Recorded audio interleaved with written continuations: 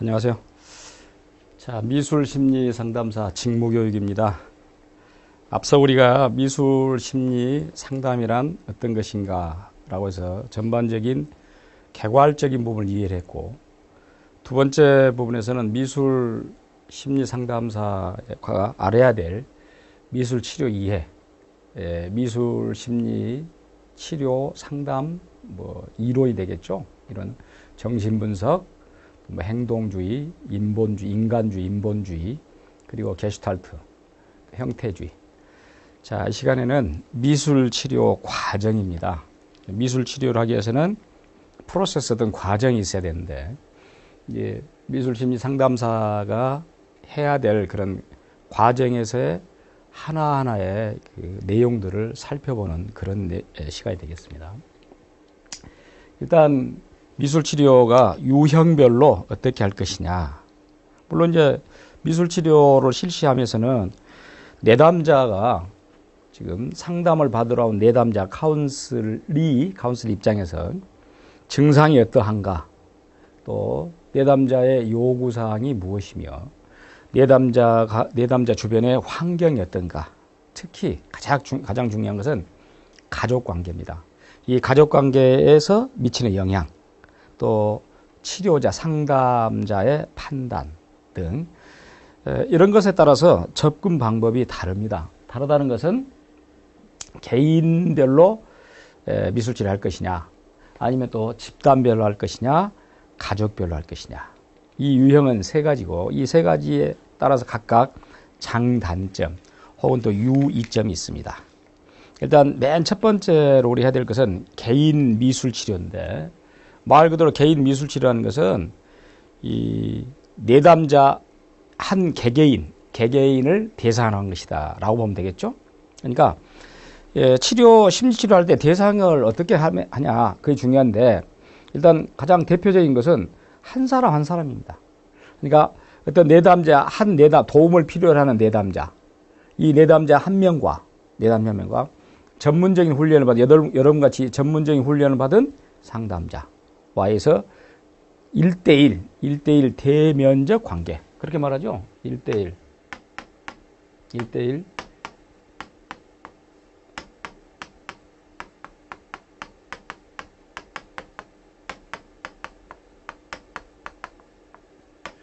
말 그대로 대면이라는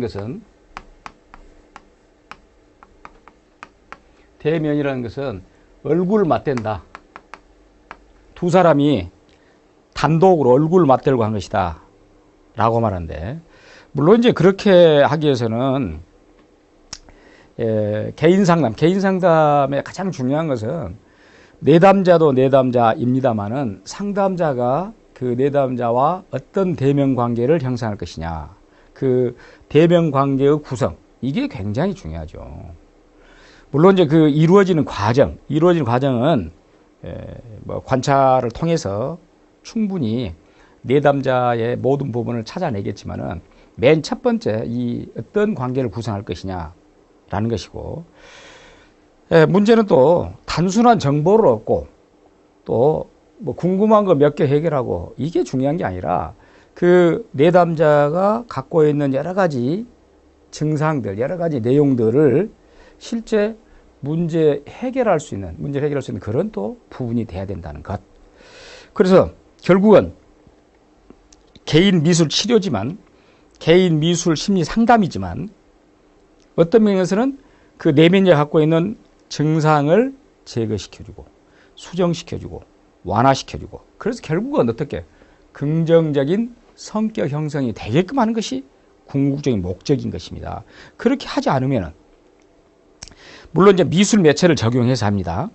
이 미술 치료라는 것 자체가 미술 매체를 적용해서 하는 것인데, 그러다 보니까 이 언어적인 상담에서의 제한성, 말로 하다 보면은 많은 제한적인 요소가 많죠.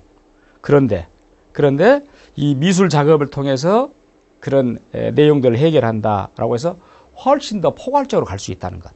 이제 그게 미술치료, 특히 개인 미술치료의 장점이 됩니다. 그렇다면은 어떤 사람들을 개인 미술치료의 대상으로 할 것이냐라고 라는 것인데, 물론 이제 집단 상담보다는 개인 상담에 훨씬 더 해결이 잘 될 수 있는, 개인 상담으로 해결 잘 될 수 있는 그런 대상이 있다는 것이지. 그래서 어떤 것이냐, 일반적으로 대인 관계에 실패한 사람일 때,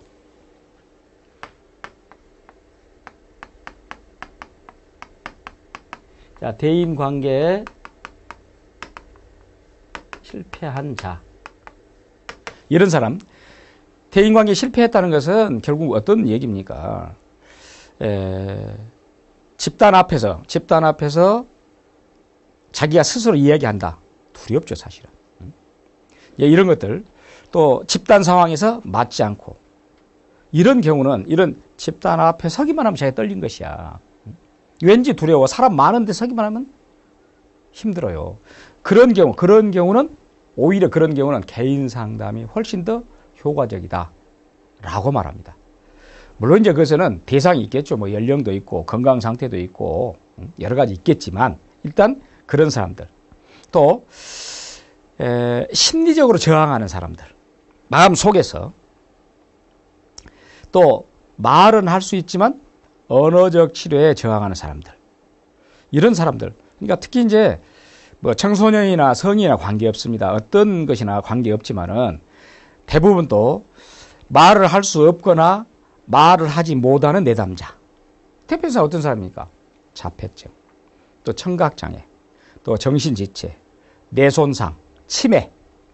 그러니까 이런 것으로 말을 할 수 없는 대상에게 이 개인 미술 치료 상담이 상당히 좋다는 것이지.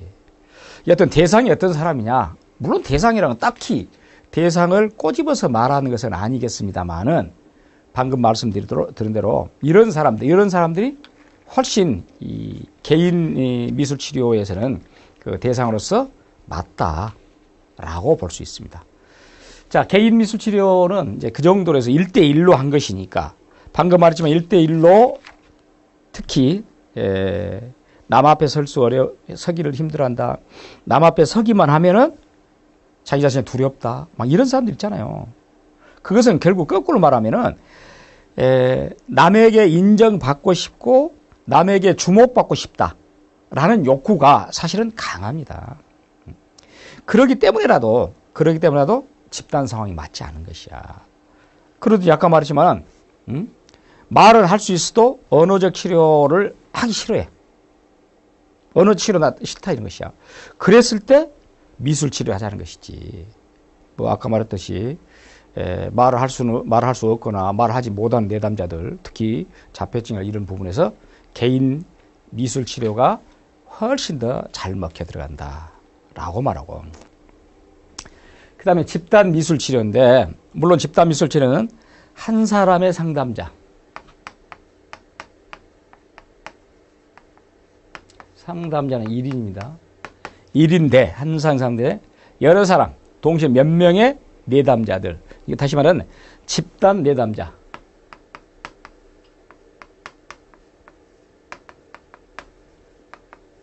이런 관계입니다.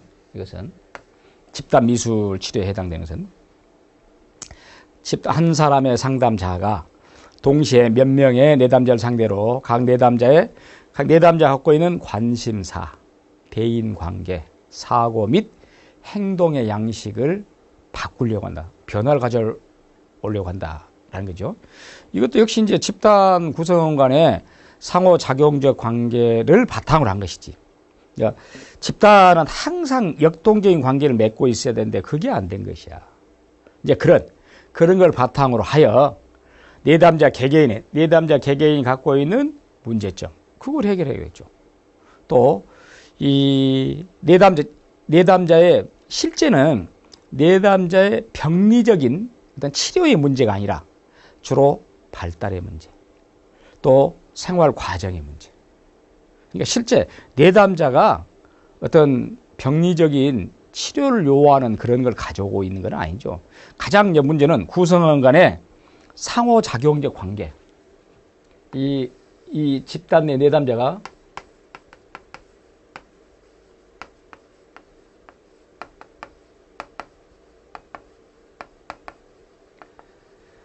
구성원의 상호작용적, 이런 상호작용적 관계, 그걸 다른 말로 하면 또 역동적 관계를 알죠.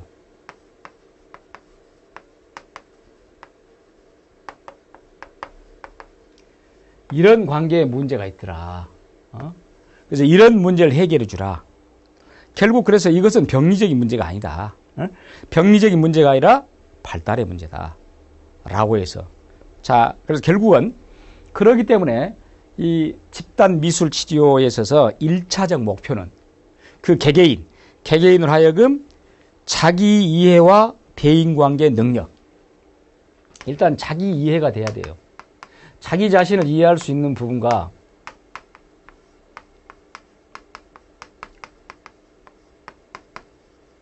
대인관계 능력의 향상. 이것을 도모하자는 것이죠. 가장 중요한 것은. 그렇게 해서 결국은 자기가 건전한 사회생활, 건전한 집단생활 할 수 있게끔 만든 것입니다.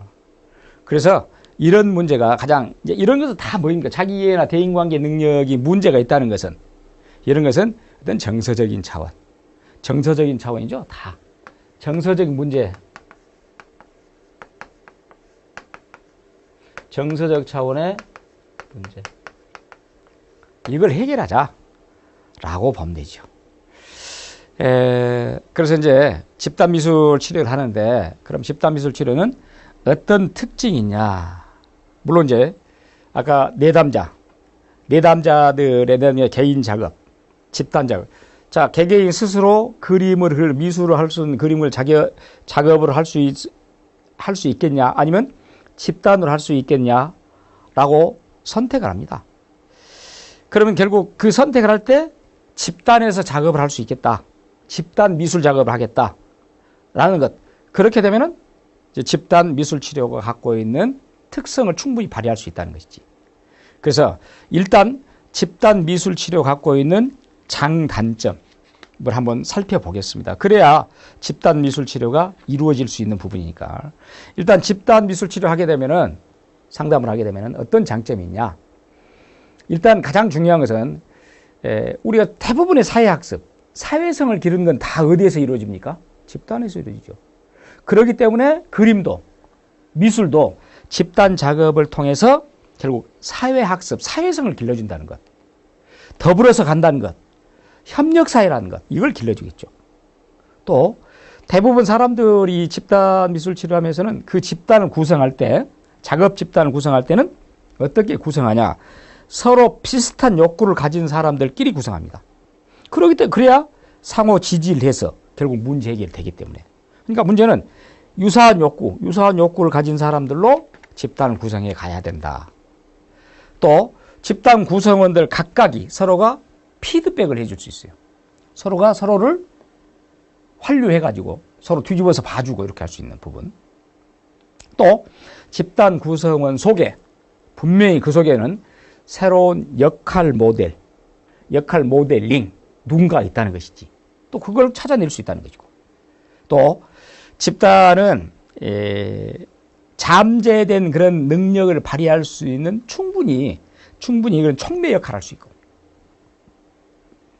또 집단의 특성으로 인해서 어떤 개인보다는 집단이 더욱 특성을 발휘할 수 있는 그런 좋은 장점도 있고. 또 집단에는 만들게 되면은 집단 각각이 권한과 책임을 나누기 때문에 상당히 민주적으로 이루어질 수 있다라고 말하고, 또 동시에 많은 사람들에게 영향을 주기 때문에 1대1보다는 훨씬 상담이 경제적으로 갈 수 있다라는 이런 장점이 있어요. 다만 문제점도 있습니다. 어떤 문제점이 있냐? 일단 집단은 일정 부분의 구성원들로 만들어야 되기 때문에 거기에서 일어난 일들이 비밀 보장이 어렵다는 거지. 그게 좀 다소 어려운 것이죠. 그리고 유사한 욕구를 가진 집단을 만들어야 되는데 그 유사한 욕구를 가진 집단을 조직화하기가 쉽지 않다는 것이죠. 그렇죠? 또 집단 구성원 각각은 어떤 일대 다수기 때문에 개인적인 욕구보다는 관심이 낮아질 수밖에 없지. 또 집단 중에 어떤 문제가 있는 사람의 낙인감이라는 것도 문제가 될 수 있고, 이제 이런 단점이 있습니다만은, 그럼에도 불구하고 아까 말했지만은 실제 집단 미술 치료, 집단 미술 상담이라는 것 자체가 상당히 1대1 개인보다는 1대 집단으로 하기 때문에 훨씬 장점이 많이 보여줄 수 있고 나타날 수 있다라고 보는 것입니다. 물론 이제 집단 미술 치료를 할 때는 어떤 개인적인 목표나 사회적인 목표가 분명히 있습니다. 개인적인 목표 같은 경우는 집단 구성원 속에서도 창의력, 자발성, 어떤 신뢰, 잠재력, 또 자주성, 동기유발, 또 통찰력, 자기인식, 투사, 긴장 완화, 이런 개인적 목표도 있어요. 사회적 목표는 아무래도 타인에 대한 인식이지, 다른 사람을 이해할 수 있는 그런 부분, 또 집단에서 가장 중요시 협력, 협동, 커뮤니케이션, 의사소통, 또 집단 내에서 타인들과의 어떤 관계를 맺을 수 있는 그런 내용들, 집단의 결속력, 이런 것들이 사회적 목표. 결국은 개인적 목표와 사회적 목표를 집단 미술 치료 상담에서 해결할 수 있다는 것. 그렇기 때문에 실제 아까 말한 개인 상담에 비하여 또 이런 장점을 갖고 있기 때문에 많이 사용합니다. 물론 이제 집단에서 어떤 미술을 사용해서 한다라고 했을 때는 그 각자의 수준, 집단 구성원들의 수준 정도에 따라서 만들어야 된다는 그런 부분도 없지 않아 있고, 미술이라는 것 자체가 갖고 있는 건 특징이 뭡니까? 어떤 의사소통의 표현. 그렇죠. 미술이 갖고 있는 건 의사소통의 표현입니다, 사실은. 그러니까 언어로 자기를 표현하지 못하는 것을 그림이라는 공간적 특성으로 표현한 것. 또 이런 것들이 바로 집단 미술을 통해서 이루어진 것이고, 미술은 창작력을 고무시킨다, 고양시킨다. 공상이나 무의식을 다룰 때 또 유용하다. 또 미술은 즐길 수 있고, 미술은 한 집단 내에서 기쁨을 함께 공유할 수 있다. 이런 것들이 바로 집단 미술 치료, 집단 미술이 필요한 것이다 라고 말하고, 이 집단의 크기를 과연 그러면 어떻게 할 것이냐, 이 집단 미술 치료에 있어서는 크기는 대략적으로 그 집단 구성을 말할 때 대부분 경우 6명에서 많게는, 적게는 6명에서 많게는 12명 정도, 이렇게 집단을 구성해서 한다. 또 이렇게 집단을 구성한다 라고 말하고, 물론 이제 이렇게 구성하는 게 중요한 게 아니라 집단 구성해서 구성원들이 서로 시각적으로 또는 언어적으로 소통이 가능해야 됩니다. 시각적으로 언어적으로 소통이 가능하지 않으면 집단 구성은 의미가 없습니다. 또 결속력이 있어야 됩니다. 결속력. 그리고 만약에 집단 구성원에서 집단 토론을 한다 그럴 때 토론에 적절한 시간을 배분받아야 돼요. 일단 한 사람이 일방적으로 많이 한다, 이것도 맞지 않습니다. 그리고 또 집단 구성원들이 서로 반응한다든지 또는 아이디어를 창출한다든지 이렇게 할 때는 자유스러운 흐름 속에서 이루어져야지, 그래서 억지로 그걸 강요해서, 그러니까 집단이 6명에서 12명이 중요한 게 아니라 그 구성원들이 각각 해야 될 일, 이런 것들도 또 굉장히 중요합니다. 그 이제 집단의 크기를 그렇게 이제 볼 수 있는 것이고, 어찌됐든 간에 집단 미술 치료라는 것은 앞서 봤듯이 그 개인 미술 치료에 비해서 훨씬 많은 장점을 가지고 있다라고 보면 됩니다. 자, 그 다음에 이제 사실은 이 미술 치료에 있어서 그 형태별로 있어서 가장 많이 또 요즘에 들어서 이 미술 치료의 구성 유형에 있어서 굉장히 많은 요구를 하고 어떤 가정의 문제를 해결한다라는 측면에서 가족 미술 치료가 굉장히 각광을 받고 있습니다. 지금 현재 우리 시점에서. 그래서 가족 미술 치료는 항상 그러죠. 이 가족이라는 것 특징이 뭡니까? 가족에서 어떤 한 가족의 구성원 중 한 명이 이 상담 대상이라 합니다. 한 명의 대상자가. 가족 구성원이 한 명인데 그렇다고 해서 이 한 명이 문제가 있는 거 아니에요, 사실은. 이 한 명이 문제가 되게끔 하는 것은 가족 구성원 전체입니다. 전체의 영향이에요, 이게. 그렇기 때문에 바로 이런 맥락에서라도 가족 미술 치료 상담이 필요하다는 것이죠.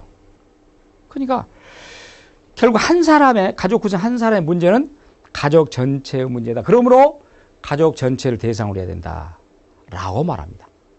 그렇기 때문에 그렇게 해서 가족 치료를 하게 되면은 아까 개인 치료 또 뭐 집단 치료도 그렇습니다만은 개인 치료로 인하여 해결되는 것보다는 훨씬 더 빠른 효과, 더 좋은 효과, 변화의 지속성.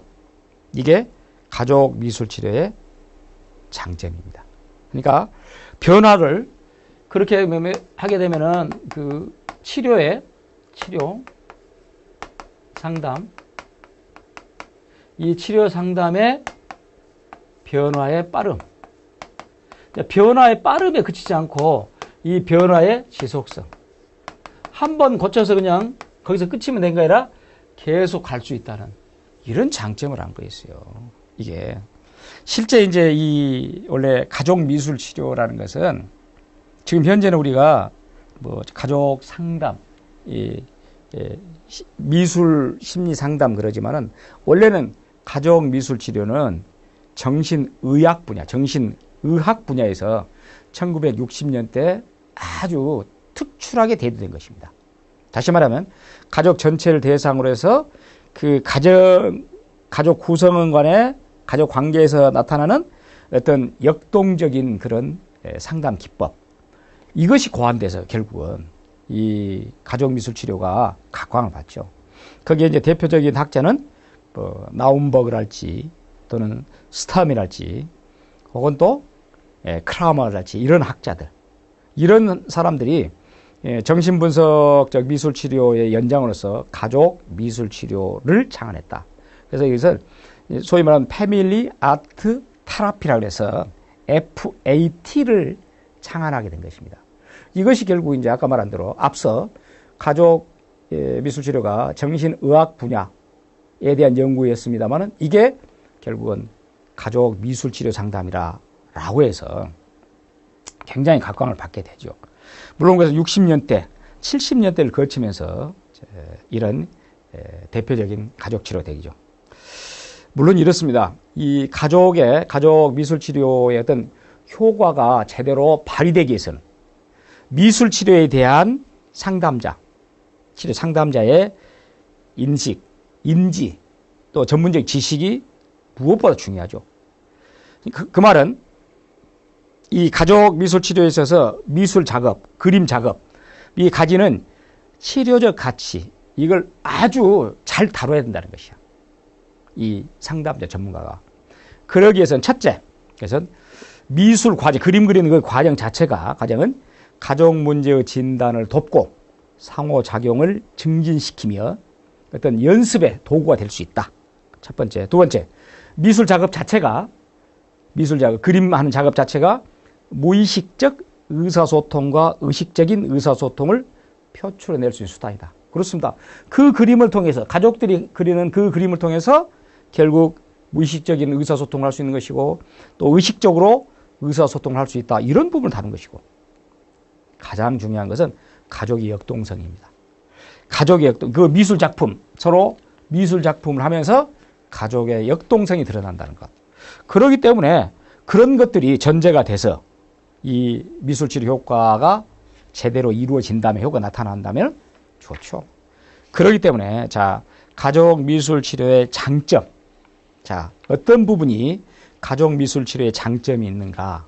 역시 그 장점이 있기 때문에 그런 부분에서 이제 가족 미술치료를 하겠죠. 개인 치료, 아까 개인 미술치료, 개인 미술 상담과 다른 이런 좋은 점이 있다. 라고 해서 대략적으로 한 5가지 정도를 말씀드리자면, 개인 치료라는 것 자체는 개인적으로 오랜 기간에 걸친 그 개개인의 성격 탐색, 이것을 통해서 해결하죠. 그런데 사실은 가족 치료는 개인 치료가 종적으로 긴 시간을 요구한다라고 하는데 그렇지 않습니다. 가족치료는 전 가족을 대상으로 합니다. 그렇기 때문에 단시간에 해결할 수 있어요. 그러니까 시간적인 어떤 효과, 이게 개인 치료에 비해서 가족 치료가 훨씬 좋다는 것이지. 그래서 이 가족 치료가 가족 미술 치료 상담이 상당히 요즘에 뜨고 있는 것이고, 두 번째, 전체 가족이 변화되는 결과. 그렇습니다. 한 사람이 문제가 있다 그러지만은 그 한 사람을 중심으로 한 가족 미술 치료를 하게 되면은 전체 가족의 변화를 촉구할 수 있다. 그 아까 말한 그 가족 관계의 역동성 때문에 그런 것입니다. 그래서 오히려 훨씬 좋은 개선 효과가 있는 것이고. 세 번째, 이 가족 치료는 가족이라는 책의 시스템이죠. 시스템 입각하기 때문에 어떤 관계 문제가 가장 중요한 관계 문제지. 이 관계 문제이기 때문에 결국은 개인 치료보다도 훨씬 더 이 가정이라는 그런 측면에 시스템 관계를 서로 주고받기 때문에 그런 부분에서도 또 효과가 있는 것이고. 네 번째, 자, 가족 미술 치료라는 것은 이 미술을 그림을 그리면서 하기 때문에 말로 하는 상담에 비해서 훨씬 저항이 적다는 것. 그렇죠. 말로 하면은 좀 어렵습니다. 근데 저항이 적다는 것. 또 마지막으로 이 가족 구성원에 대한 이해, 가족 구성에 대한 이해를 함으로써 자기 자신에 대한 탐색을 할 수 있다는 것이죠. 가족을 서로 이해하게 되니까. 이런 맥락에서 이런 장점, 이런 좋은 점이 있기 때문에 가족 미술 치료 상담이 훨씬 요즘에 곽광을 받고 있는 그런 내용입니다. 물론 이제 가족 미술 치료를 하기 위해서는, 가족 미술 치료 상담하기 위해서는 어떠한 것들을 알고 있어야 되냐, 또 어떤 조건들을 알고 있어야 되냐라고 했을 때 대략 네 가지를 알고 있어야 돼요. 가장 먼저 중요한 것은 가족에 대한 이해가 있어야 돼요. 그게 안 되면은 이 가족 미술 치료 상담이라는 건 전혀 성공할 수가 없습니다. 그러니까 일단 중요한 가족에 대한 이해.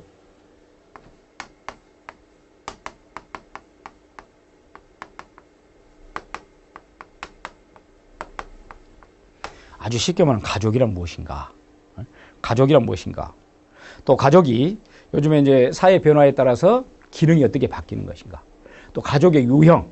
예컨대 뭐 핵가족아, 또 우리가 말하는 확대가족, 핵가족, 확대가족, 수정 확대가족, 다문화가족 많습니다.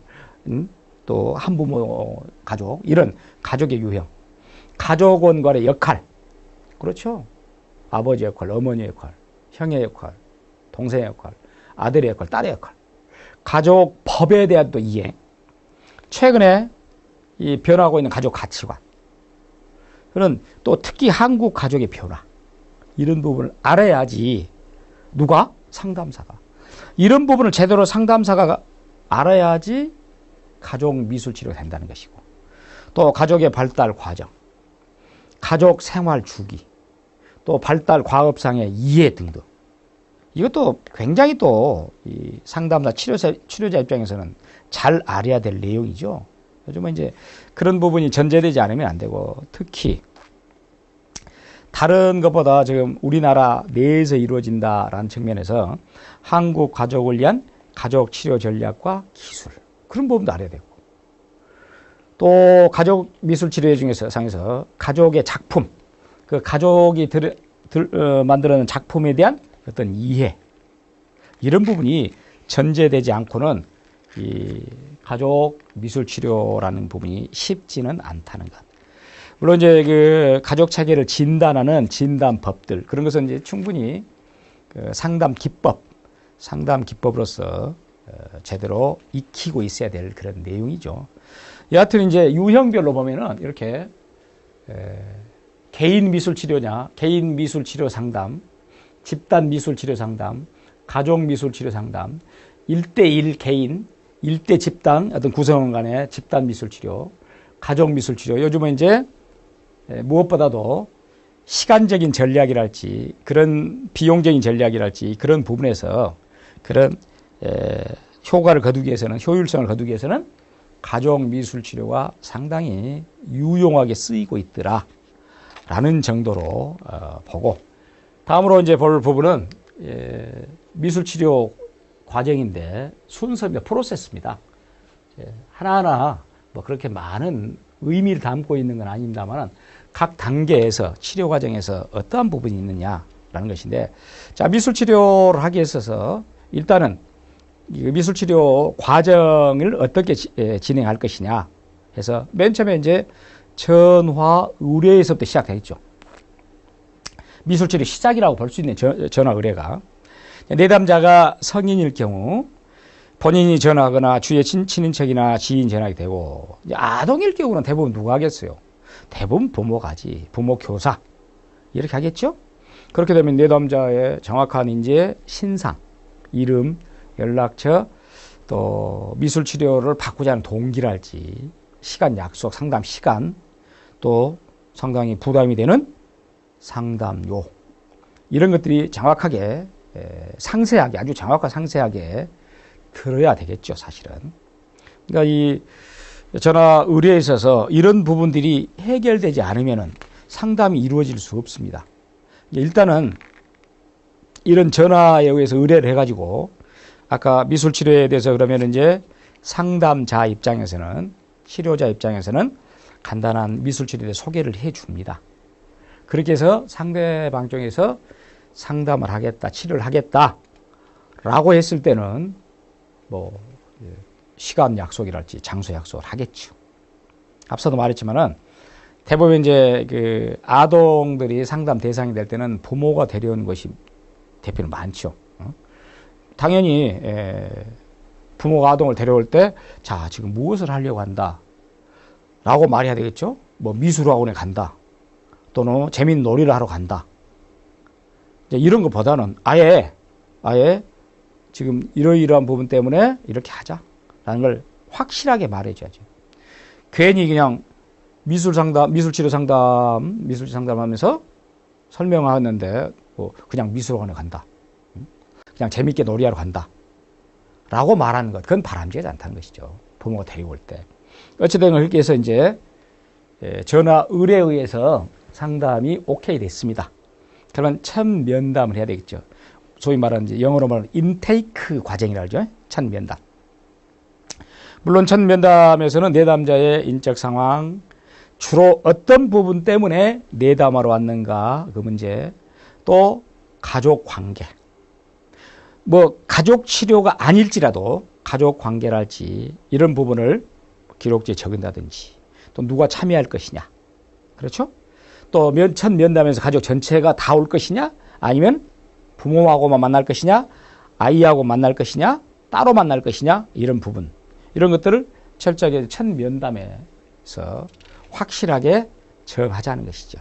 거기서 아까 말한 가족 전체와 면담할 것이냐, 부모와 면담할 것이냐, 부모 아동과 따로따로 면담할 것이냐 라는 것이 이제 첫 면담에서 정해주고, 첫 면담에서 이제 당연히 아동이 대부분 의뢰를 아동을 했을 경우에 이 부모와 관계에 있어서 부모와 이러이러한 관계에 대해서 확실하게 말해줘야 됩니다. 첫 면담 내용이.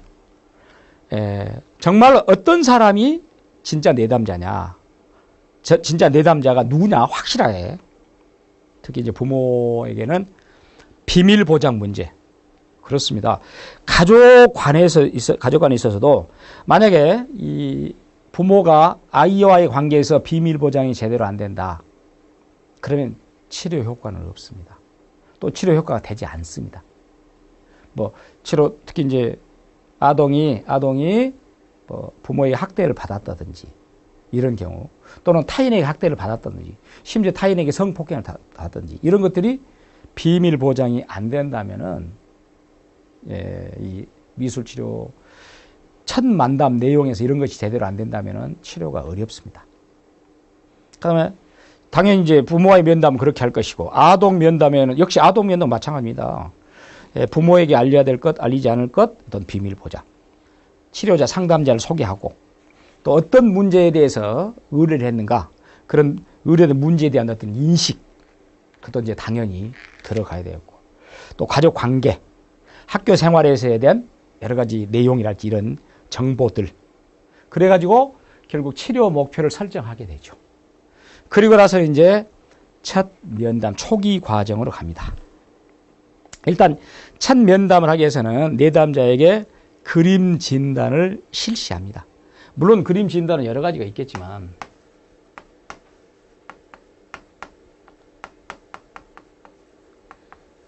그림 진단을 실시할 때 가장 이제 대표적으로 하는 것이 인물화를 그리게 하죠.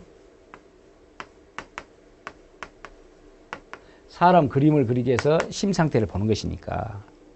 그 다음에 집, 나무, 사람, HIP. 물론 이제 그 KHIP도 있고, 또 KFT 이런 것도 있죠. 이렇게 초기 과정에서 일단 내담자의 물론 문제에 따라서 인물화를 할 것이냐, 또 HTP를 할 것이냐, KHTP를 할 것이냐 이렇게 되겠죠. 그래서 일단 이제 초기 과정에서 첫 시간에 서로를 소개하고 탐색하고 수용하고 서로 이제 어떤 보호적인 치료 상담자하고 내담자가 서로 보호적인 관계를 형성하고 특히 친밀한 인과관계, 래포를 형성해야 된다. 무엇보다 중요하다 그랬죠? 그렇게 해서 진행을 하는 것입니다. 초기 과정에서. 그리고 초기 과정이 성공적으로 된다면 중기로 넘어가겠죠. 중기 과정이 원래 상담에 있어서는 가장 많은 시간을 할애합니다. 대부분의 시간을 할애하죠.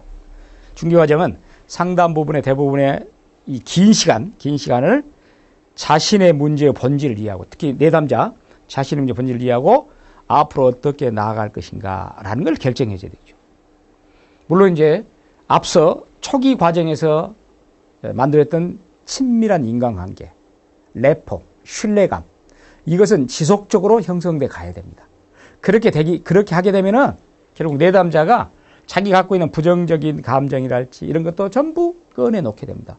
물론 그것은 아주 무조건적인 수용을 통해서 받아들여야 되는 것이고 결국은 이 미술 치료 상담이라는 것이 성패를 좌우하는 것은 중기 과정이다 라고 말합니다. 그래서 이 중기 과정이 제대로 가장 많은 시간도 할애되지만 일단 앞서 말했지만은 일단 가장 중요한 건 초기 과정 형성됐던 래포 이 친밀한 인과관계 이 적절한 관계가 잘 지속적으로 형성됐을 때 그럴 때는 이제 어떤 계획적인 교정 그 내담자의 문제점을 계획적인 교정을 한다든지 치료가 된다든지 또는 뭐 그걸 해석해서 바른 방향 성장시켜준다든지 이렇게 하면 중기 과정 되는 것이죠.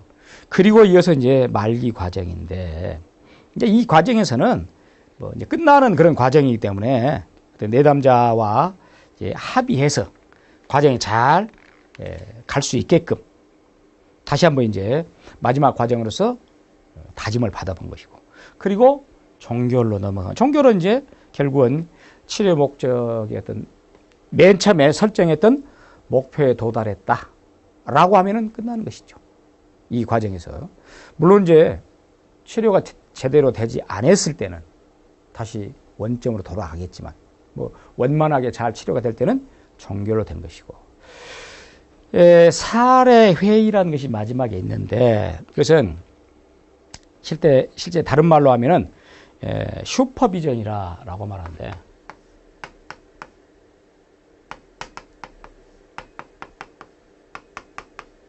어떤 면에서는 이 미술치료 상담에서 가장 중요한 부분이기도 합니다.